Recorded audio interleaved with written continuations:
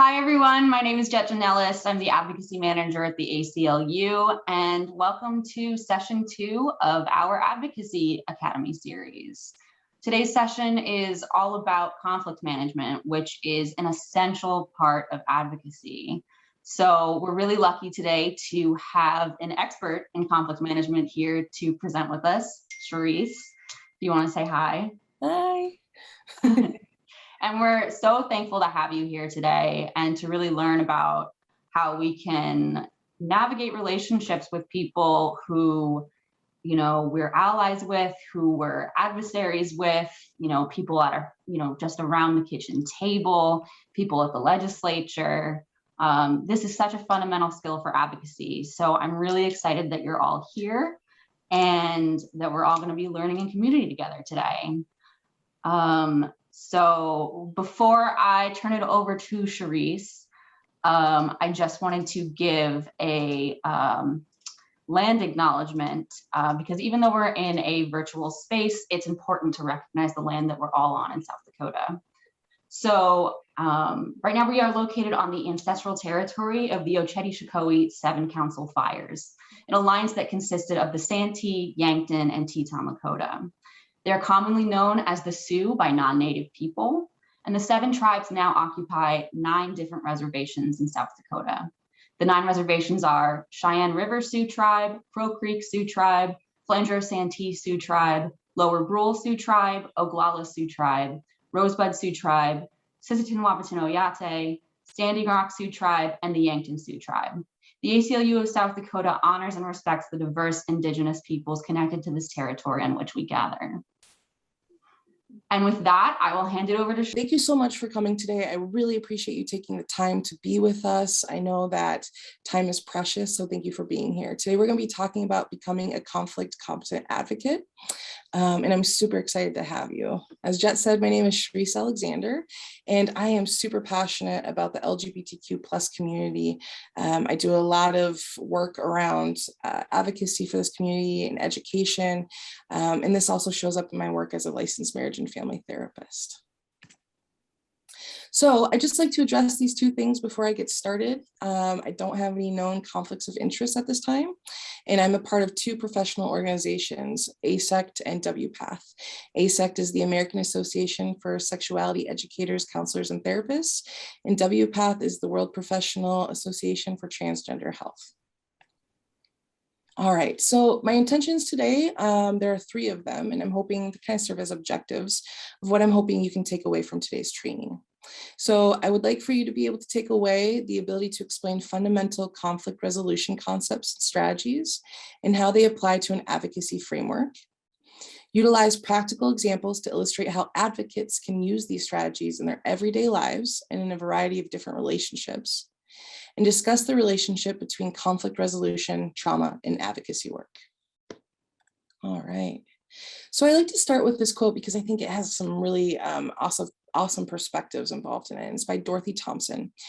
Peace is not the absence of conflict, but the presence of creative alternatives for responding to conflict, alternatives to passive or aggressive responses, and alternatives to violence. And I really like this quote because I think sometimes we believe that peace only exists when conflict isn't present, but the reality is conflict is an inherent part of our experience as humans. So if we can learn creative solutions or creative approaches to things, that is how we find peace. All right, so here's some common sources of conflict. I want to give you some just basic foundational framework, and then we're going to build upon that. So sources of conflict are commonly incompatible goals, conflicting beliefs, values, ideas, and/or perceptions, differences between people, maybe a lack of communication or clear communication, right? I'm sure we've all probably been there. And then this idea of scarcity, and this is when the needs feel greater than the resources that are available. And this could either be perceived or genuine, right? So scarcity might be not only resources or funding, but it also could be scarcity in having people to volunteer or come in to be able to tap out when you need a break, right? Or scarcity of time and commitments. Contributing factors to how we typically respond to conflict are things such as cultural influences. How does our unique culture talk about or educate or believe in conflict? Is it seen as something that's productive? Is it seen as something that should be avoided?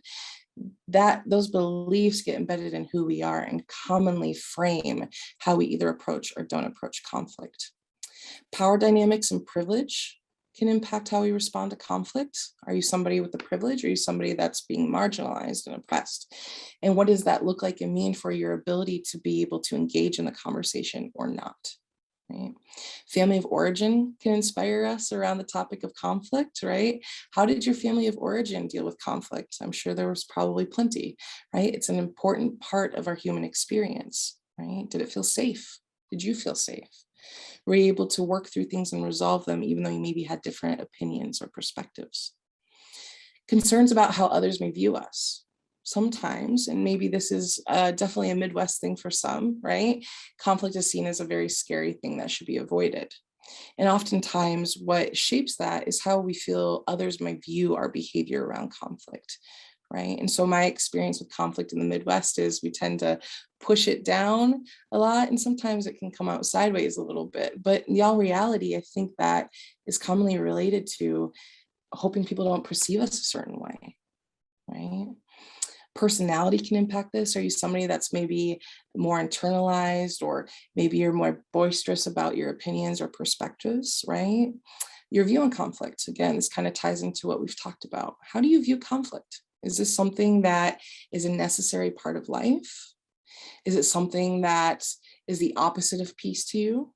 What does it mean to have conflict in your life? Also feeling misunderstood or understood, right? Oftentimes when we are in a conversation, even when there's conflict, when we feel like we're heard and valued and validated, we tend to be more open to finding a resolution with the other party. Versus if we don't feel understood, we commonly will turn to things that are maybe divisive tactics, right? Or maybe create circumstances where we don't even approach that person at all, right? Trauma. So I'd like to take a moment on this trauma piece, because a lot of the work that we do around advocacy is supporting marginalized communities. These communities have an immense amount of trauma, both personal and cultural trauma, right? Trauma impacts how we show up to things. It impacts how we feel in our confidence. It can cause us to run away from things that feel too loud or too big because it's overwhelming or overstimulating to us.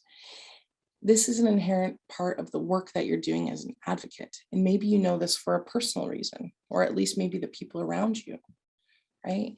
This can really influence how we show up in life. And so with trauma, I think it's so important to keep this in mind as you do your work, right? And later on, I talk about self-care a little bit, and therapy will come up. But if there's experiences with trauma and therapy is something that you're open to, it's a really great place to examine some of those attributes that are being contributed to your life and how they're impacting how you're showing up in conflict or your advocacy work. So past experiences with conflict or an absence of conflict is another really big thing that leads to contributing factors, right? If we have a past experience where conflict is maybe violent or is very divisive, we are going to have a certain feeling that comes up when we are entering conflict, right? So that might cause something like the fight, flight, freeze, or fawn response. How do we respond to that space? That's also very trauma connected as well, right? Or maybe some of us grew up in homes where we didn't really witness a whole lot of conflict. Doesn't mean it wasn't happening. We just might not have witnessed it. And because of that, how does that reinforce how we feel about conflict or how we show up within it? All right, so why even address conflict? Why not just avoid it? Well, there's some really positive things that can come from addressing conflict. Conflict can be a natural part of creating solutions. No conflict is also really problematic because we need to be able to challenge the status quo so we can experience change and growth, right? So if we have a topic that we are not addressing, say, for example, you're on a board, okay? And there's a topic that comes up, but nobody's willing to do the work to really talk about it because we're nervous about the conflict. How does that impact our ability to develop that topic or our understanding of it, or how we're utilizing that knowledge to do our work if we're avoiding it, right? So we don't have these built-in necessary challenges like, oh, hey, listen, we didn't explore this. This doesn't make sense, because we're just not talking. And that's really important for the work that we do. Unaddressed conflict can create dynamics such as resentments, rigidity, as well as divisive behaviors that impact your ability to achieve your goals and create changes. So when you are not living your authentic self, we tend to experience resentments and frustrations with people, right? We're not able to step into the space that we want to because maybe we don't feel it's safe or we feel disrespected. And that commonly turns into a lot of feelings under the surface that tend to bleed into other interactions. And that could be really problematic within a coalition or advocacy group, where you really need to be able to be on each other's side and to hear each other's perspectives and be open to them. So we're going to pose a scenario. Jet developed this and I absolutely love it. And what I would love for you to do is take a moment to reflect on currently, before taking this training, what would your approach maybe be to this conversation in this scenario, right? And then afterwards, it would be wonderful for you to be able to return to this and go, man, well, maybe I would change this, right? Or, hey, I would maybe have this greater understanding. So the scenario is, you are at a family dinner when your uncle brings up the fact that your local school board is trying to ban transgender students from using bathrooms that affirm their gender. You are very passionate about this issue and have been fighting this ban, but your uncle supports it. Ooh, what a way to have a family dinner. I'm sure maybe most of us have been a part of a scenario similar to this, right? And I wonder, how did you approach it at that point? Did you feel it went well? Right? Sometimes we choose not to approach it in that scenario for a bunch of different reasons, right? But I would consider, what are the consequences, both positive and negative, to bringing it up versus not bringing it up, right? So an example might be, if you bring it up to your uncle, he might be completely stuck in his position, unwilling to move. But also remember that there are people at the table or walking around getting things ready that are listening. And that is influence. And they might be open to that. You might be changing hearts and minds with people you don't even realize you're talking to. And so I think that's one of the perks to maybe having that conversation, if you're able to do it in a way that is advantageous for your position. Right? So here are 5 common approaches to conflict. And I'm going to give you examples after this so you can have some concrete ideas of how this is applied. So this is just an overview. So avoidance tends to be lose-lose. This is when neither party takes action to address the issue, leading to no resolution. I talked about that a little bit ago, right? When nobody's willing to talk about it, it just kind of gets pushed to the side. And oftentimes those things aren't resolved, so they sit there and they're going to wait for another moment, right? And maybe that other moment is when you're ready to do it and you have the resources or the energy to do it, and that's fair. But this can oftentimes be a lose-lose scenario. Okay. Sometimes you have to withdraw from a relationship because it's too harmful to you or the people that are directly impacted by the cause. Right? You got to step away. Conciliation is lose-win. So this is when one party is willing to forfeit their position to appease the other party. So sometimes this can be a really helpful approach if you are in a situation where you're engaging in a strategic alliance with a partner because you have a common interest and they hold influences in places that you do not, but you're not necessarily allies, because what will satisfy their ultimate goals is not what will satisfy your own. Okay. Competition/forcing. It's a win-lose scenario. This is when one party attempts to win utilizing power and dominance. And this could be power and dominance is a really tough topic within advocacy work, right? We're working with marginalized communities that are impacted by privilege, power, and dominance. So oftentimes we are doing the work against these institutions, groups, et cetera, that have this leverage to some degree. Right? So sometimes there isn't really a compromise that can be made that will satisfy your goals. And you have to advocate a forceful position to your legislators. Okay. Compromise is a win-lose scenario. So both parties utilize flexibility and negotiation to find common ground and maintain the relationship. This typically involves gains and losses. There's a degree of sacrifice that's involved. So sometimes a compromise can be your best course of action and is your best strategic choice when you can markedly improve the lives of people directly impacted by the issue you're pushing.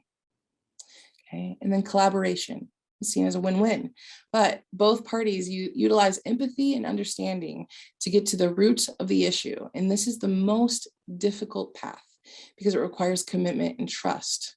So this is probably not an approach that is utilized with somebody that has an adversarial stance to you, right?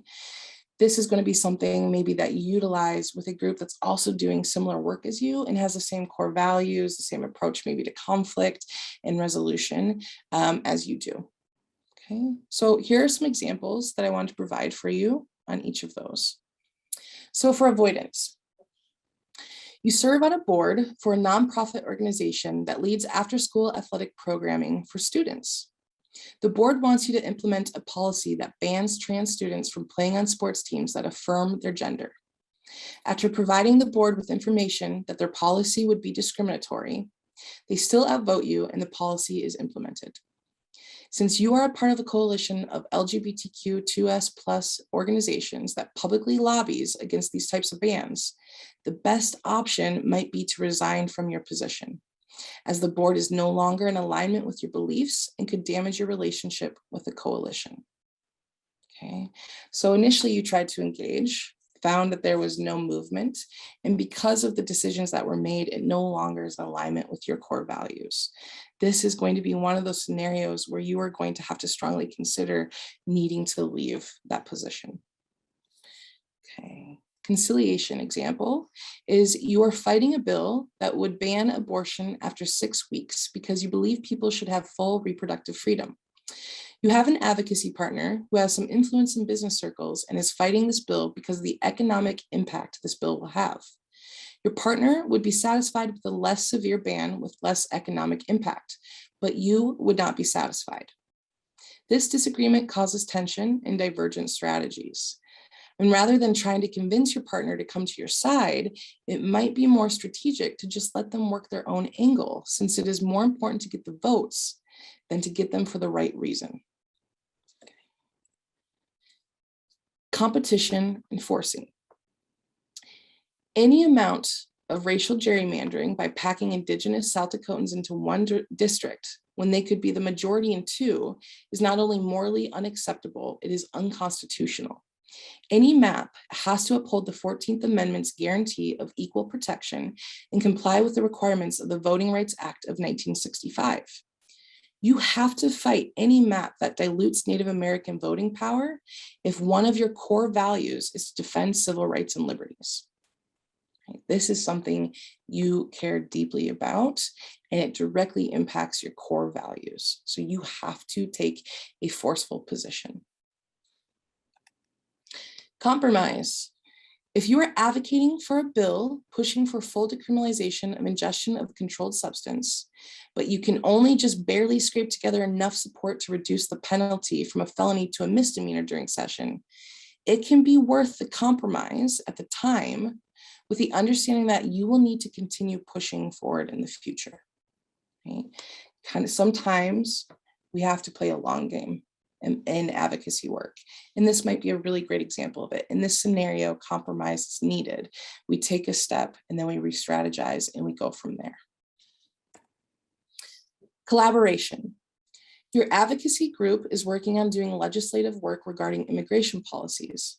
Through your work, you have developed allies with other groups that are also focused on immigration policies in a way that aligns with your approach, core values, and beliefs. Working with this group has the ability to not only bolster your resources and connections, but also the influence you all have with the various moving pieces that are needing your influence. Okay. So if you find these groups that are in alignment with all of these really important things, they might have resources or connections that you don't have that might be utilized to advance both of your goals in advocacy work.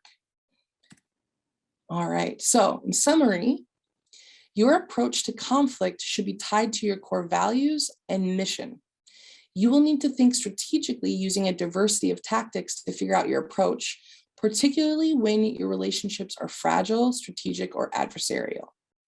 So planning, such as being clear about your differing approaches, goals, and values, as well as your common approach to conflict with your advocacy groups, coalitions, allies, and collaborators, can be a really effective tool to mitigate conflict. So what this entails is, when you get involved in this work, really taking the time to sit down and be very clear about what are our goals, what's our mission, what are our beliefs, how do we want to handle conflict, whether it's externally or within our group.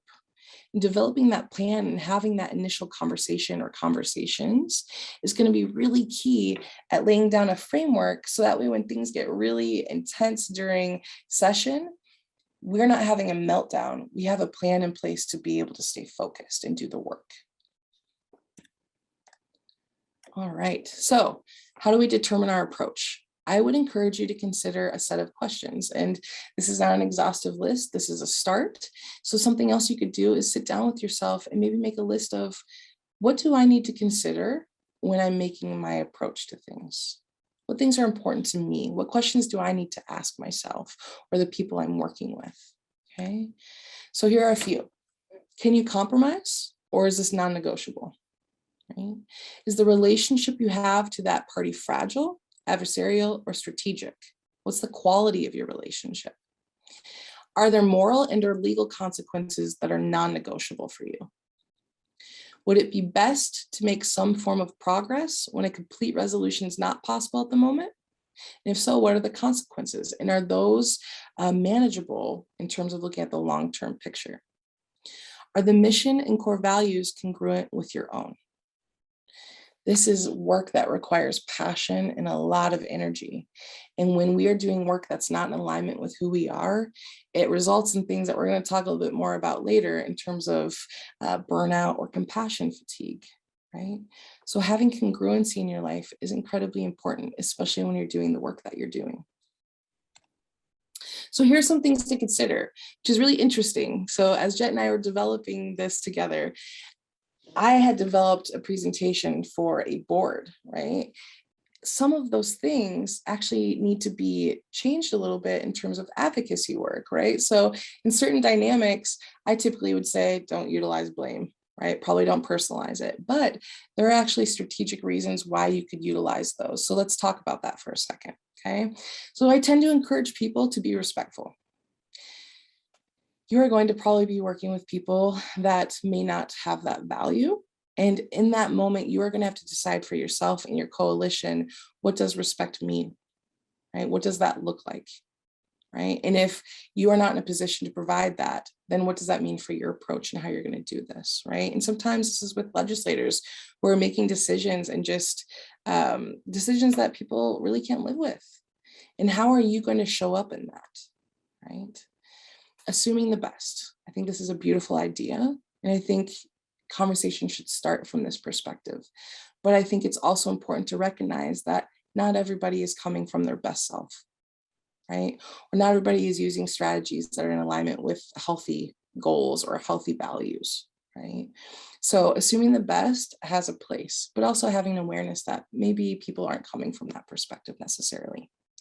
Consider the other perspective.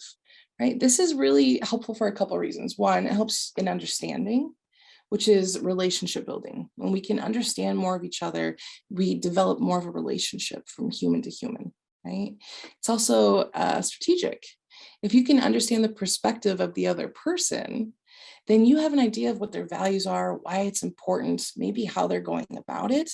Those things can inform your approach and your plan for your advocacy work, which is really great. Okay, stay focused on the mission and purpose when you're communicating. When emotions get involved, sometimes we go off, right?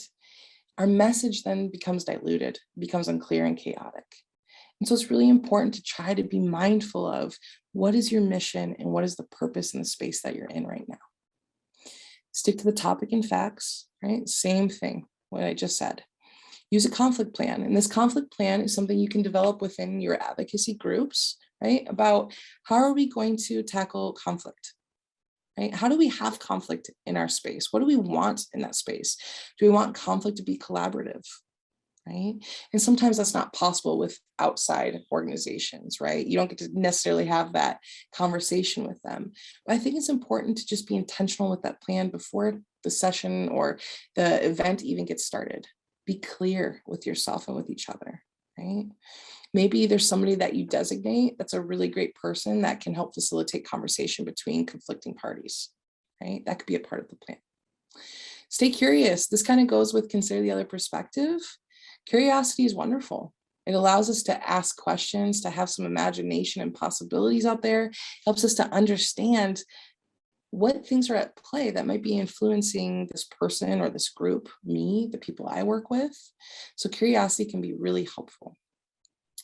Utilize selectively.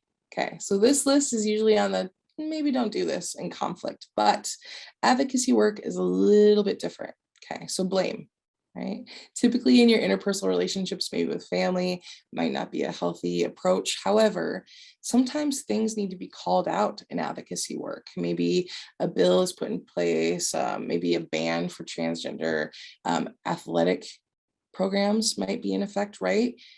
Blame might need to be utilized to call out unhelpful, harmful behavior, right? If we don't call it out, what message does that send? Okay. Personalizing it. So for one, personalizing it is when somebody's saying something general and we take it in as this personal attack, right? So being mindful of how you're doing that is super important because this work can feel really personal, right? So taking into effect that you have to kind of protect your heart from that a little bit because a lot of these conversations are going to feel very personal. So how do you do that, right? Recognizing that it's about a worldview maybe for this person. And yes, it impacts you, but it's not about you specifically. So trying to create some distance helps with the mental health perspective of things. But also too, personalizing it from a different perspective can be really helpful because this is part of what testimony is. It's showing up and giving these real life examples of how maybe these bans or these laws are impacting people's lives, right? And that could be very persuading. Entrenching yourself in one position. Sometimes we got to do that because we're not willing to budge because this is something in alignment with our core value. But sometimes in the work that we do, flexibility is really important, right? How can we be flexible without losing ourselves? Right? What does flexibility offer in terms of maybe opening up relationships we've never previously had? Right? Use divisive tactics such as triangulation. So typically in family dynamics, triangulation gets really messy, right? But in advocacy work, triangulation, so an example of triangulation is you have 3 parties involved. So for simplicity's sake, you have you, dad, and uncle. We all have different opinions, different relationships on this topic, right? Well, triangulation is getting kind of a divisive nature of having dad maybe get on your side, so uncle is in opposition to both of you, right? And this comes with some frustrations and exclusion that can happen from this dynamic, but it also can be advantageous in advocacy work. How can you align with another organization in a way that maybe pits you against another one that needs to be influenced a little bit more? Right? That needs to maybe be persuaded in shifting their perspective, or maybe just be called out because of their immoral perspectives and approaches to things. All right. So here's an activity that I do in therapy, and I'm going to share it with you because I think it's wonderful. So it's different perspectives of the same room. So I want you to take a moment. I know a lot of stuff's coming your way, so maybe a deep breath. I'll take one with you. Okay. So I want you to envision yourself standing in the middle of the room with a loved one, right? Pick anybody, okay? And in the middle of the room, your backs are to each other. So you're both facing in opposite directions. Now, if I asked one of you, hey, what do you see on your side of the room? You might say, I see a clock, a lamp, and a piece of art, right? The other person might say, well, I see a door, a cup, and a computer. We could spend all day long arguing about who's right in that scenario, but the reality is you both are, right? That room gives you a full picture of the scenario. If we're only standing in our place, seeing the things that we see, we are missing very important information about where that other person's standing and what they see, right?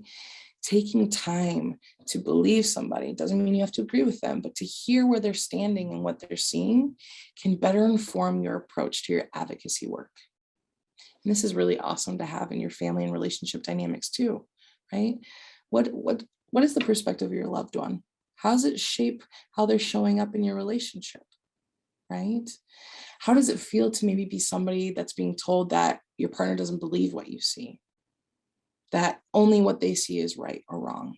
What's the impact emotionally on you, right? So consider those perspectives. So here's some strategies that I wanted to give you so that you can utilize them to maybe have a healthy approach to advocacy. So the first one is listen to hear and understand versus solely strategizing internally to formulate your response. Listen, I'm going to own it. I am guilty of this one sometimes. My wife would totally tell me that and call me out, right? Sometimes I'm so caught up in the process of thinking about what I care about and what I want that I'm not actually actively engaged in listening, right? It's really important to listen to hear and understand and also strategize, right? If we go back a ways in our presentation, we talk about being able to, connect with the other side, right? And support the other side and understand. This is a part of that, right? You have to listen to them and see their perspective a little bit in order to even develop a strategy. So don't forget to listen and hear them. Gentle startup to initiate conversation. How we start a conversation, oftentimes, not always, but oftentimes determines how we come out of it, right?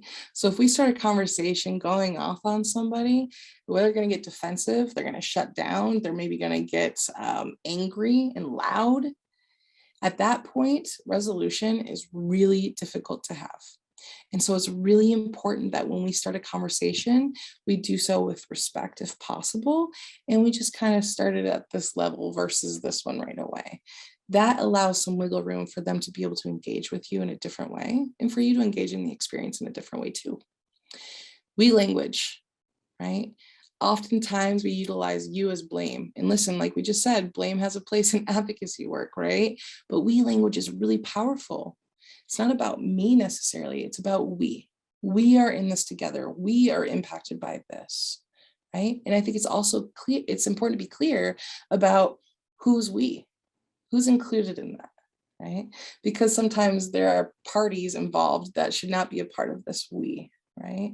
So being clear about what is that space for you and your organization. Use compassionate questions and statements to develop your understanding of other perspectives. I actually have the next slide. I have examples for you for this, okay? And utilize strategic questions to develop your understanding of the interests that lay beyond their position, okay? So compassionate statements. You can start these by saying, I'm curious about, what's your passion around this? Tell me more. Help me understand why this doesn't work for you. Can you walk me through that? I can tell there's a part of me that's feeling whatever emotion around this. Could I get time to process how I'm feeling and get back to you? This comes back to that curiosity and understanding piece of things, right? Like slowing down and taking time. A lot of times we feel the scarcity of time. We are overly committed to things because we care about a lot of things that are happening, right? And so it feels like we don't have the space to slow down to have these questions. The reality is, if we create that space now, we'll have more time later. There's going to be maybe less conflict. We're going to have more clear direction and engagement. So this is one of those situations where it might be worth that extra time up front so you can have an easier path moving forward, right? And I really like the last one on here, right? Could I get time to process how I'm feeling and get back to you? I don't know about you, but in my own life experience, sometimes I jump at this idea of immediacy, that I have to resolve something right away, or I have to give somebody an answer, or I have to know the answer. It is okay to take time to say, I don't know, give me a moment and I'll get back to you, right? That's important to be able to have that space and to be humble in that space, right? And what's really important too is if you're going to get back to somebody, make sure that you follow through with that. All right, so we're going to be talking about self-care. And this is a really important slide to me, so I saved it for last, okay? Self-care is oftentimes talked about, but it's undervalued and it's underutilized. And it should be utilized routinely and most certainly after conflict to take care of yourself, right? So this helps to minimize risk of burnout, compassion fatigue, anxiety, and depression, Okay, so burnout and compassion fatigue, some symptoms around that are things like irritability, not desiring the work that you used to love doing, fatigue, not sleeping well, depression, right? Perpetual state of anxiety or an on edge. These symptoms can kind of point to a bigger issue that might be developing over time. Okay. Examples that you can utilize for self-care are spending time on a hobby that brings you joy, reading an enjoyable book, exercising, which helps to boost all those awesome happy chemicals inside our brain, anything that fills up your joy tank and doesn't deplete it, connecting with others outside of conflict and high stress conversations, right? This is really important. Sometimes when we're doing advocacy work or we have passion, we're surrounding ourselves with people who have similar passion as us, our conversations can easily fall into things that are political or highly sensitive, right? Please be mindful of protecting the space to exist outside of those topics too. And recognize that you are a multidimensional human being and all of your parts deserve to be loved and addressed. Okay. And then therapy. If something is going on for you, if you're experiencing those symptoms and you don't know how to cope with it, and you're open to this idea of therapy, I would encourage you to explore that potential for yourself. Therapy is about connection, and we heal in connection. So being able to sit in a room with somebody and process what you're feeling and going through could be a really healthy form of self-care for yourself. Okay. All right, so we got some brainstorming that we're going to do, and Jet's going to join me on this. And we're just going to have a conversation quickly about this to wrap up today's session. But Jet, I was curious, how do you know you're in need of self-care time? Yeah, I mean, I think when you were talking about the signs of burnout, I've definitely experienced those. So when I feel them kind of coming up for myself, I know that I have to make a plan for self-care. And being involved in advocacy work has definitely made me, I think, much more like vigilant about trying to recognize these things because it is such a big thing, especially when we're doing work that is deeply personal. And when you're a part of the directly impacted community that is being targeted, and when you're dealing with such uneven and power dynamics and in such an unjust system. So yeah, no, this is recognizing that and kind of being hyper vigilant about recognizing those signs has been really, really important to me. But I would say, specifically what I notice and when I know that I need self-care time, it's when the big one is I'm no longer like as happy and thankful to be doing the work that I do because I'm an extremely passionate person. And I've, when I first started this job, I can't even express how happy I was to have it and how thankful I was. But sometimes, during session or something like that, when I'm really experiencing such an extreme, amount of confrontation, so many things kind of hitting you all at once because our session moves so fast, I can go to bed and just be like, everything is hopeless. Like these things are gonna move forward no matter what I do, and that's when I know I really need to take some time, get some perspective, do those things that exactly as you said, fill up my joy tank. So that's how it comes up for me. And when I know, what about you? Yeah, it's a great question. I think probably very similar to you, right? There's a lot of things that I love and I'm passionate about and I want to show up to. And I can tell that I'm in a space where I need to really attend to self-care when I am wanting to disengage from that work or that community, or when I'm isolating myself, or maybe when I'm choosing to nap more than I should. Those for me are really great signs that maybe I need to check in and see how I'm doing, right? The nice thing about the self-care thing too is this is an opportunity actually right now as you sit here with this training is, how do you know when you need self-care? So if you look back on your life, there I imagine have been moments where you have felt like you're isolating more, or you're shutting down, or you're feeling hopeless, right? What was going on at that time? What did you utilize that maybe helped you, right? Get out of that space.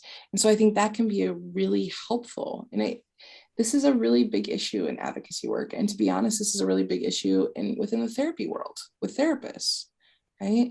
I think when I think about my program that I was in, we talked about self-care. It felt like every single day, to the point where by the end of my course, I was so done with self-care, right?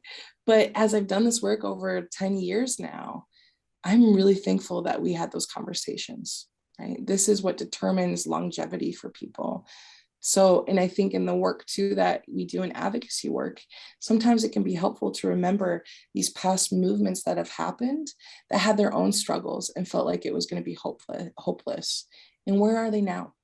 And being able to see that there is hope written in all of that pain too, right?